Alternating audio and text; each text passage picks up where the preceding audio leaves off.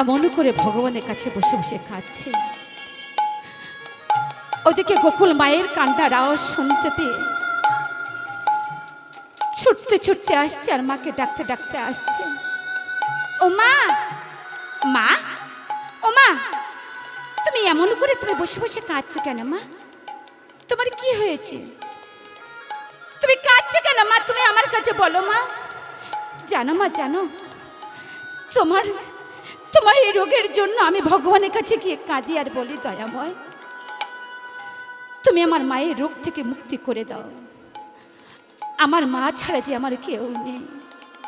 জানো মা, জানো তোমার জন্য ভগবানের কাছে গিয়ে কাঁদি আর বলি, আমার মাকে তুমি ভালো করে দাও। ও মা, সন্তানের চোখের জল দেখে, সন্তানের চোখে জল দেখে সন্তানকে সান্ত্বনার দেওয়ার জন্য তাড়াতাড়ি করে নিজের চোখের জলটা মুছে নিল।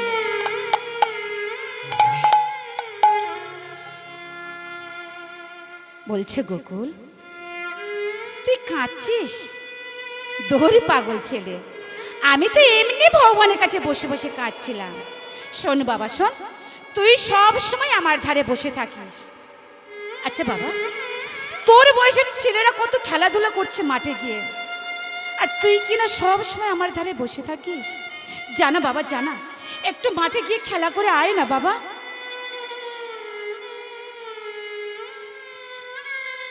মায়ের কথা শুনে গোকুল ওই মাঠে খেলা করতে চলে গেলেন। ঠিক এমন সময় আমার পদ্মাবতীর বুকের যন্ত্রণাটা বাড়ল। পদ্মাবতীর বুকের যন্ত্রণাটা যখন বাড়ল,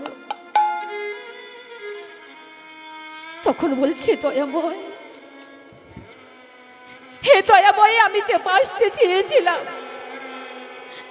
আমি যে বাঁচতে চেয়েছিলাম দয়াময়, আমি এদের নিয়ে যে আমি বাঁচতে চেয়েছিলাম, কেন এমন কঠিন রোগ দিলে বলো না? তুমি বলতে পারো দয়াময়, আমি যদি চলে যাই এদেরকে দেখবে বলো না দয়াময়? এদেরকে দেখবে তুমি বলো দয়াময়, বলো।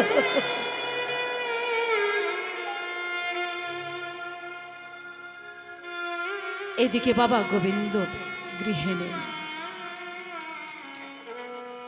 গোবিন্দ ভিক্ষা করতে চলে গিয়েছে। যে সন্তানটি ছিল সেই সন্তানটি চলে গেছে মাঠে খেলা করতে। সেই সময়ে কারোর কাছে পেল না, সেই সময় কাউকে পেল না মা। যদি স্বামীর পাশে থাকতো, স্বামী অন্তত গায়ে হাত বুলিয়ে বলতো, পদ্মা তোমার কষ্ট হচ্ছে, বড় পদ্মা তোমার কষ্ট হচ্ছে। স্বামীও পাশে নেই। যে সন্তানটি 10 মাস 10 দিন গর্ভে ধারণ করেছিল,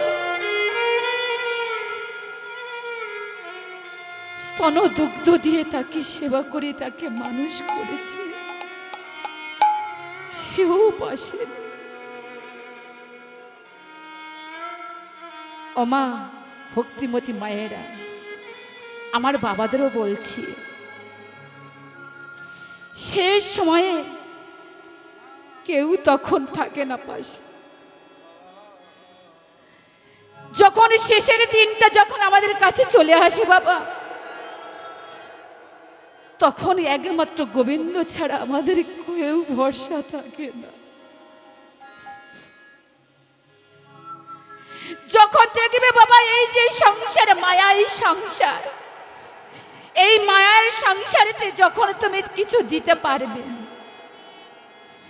যখন তোমার শরীরে বল থাকবে, যখন তোমার ক্ষমতা থাকবে, যখন তুমি টাকা পয়সা ইনকাম করে তুমি সন্তানদের হাতে তুলে দিতে পারবে, সবার কাছে তুমি আপনজন হয়ে থাকবে।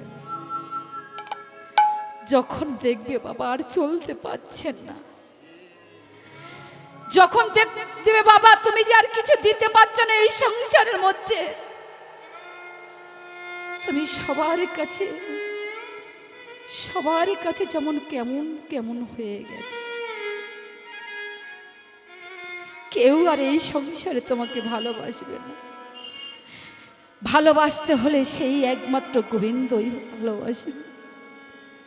শেষ সময়ে সেই গোবিন্দ ছাড়া তুমি কাউকে পাবে না।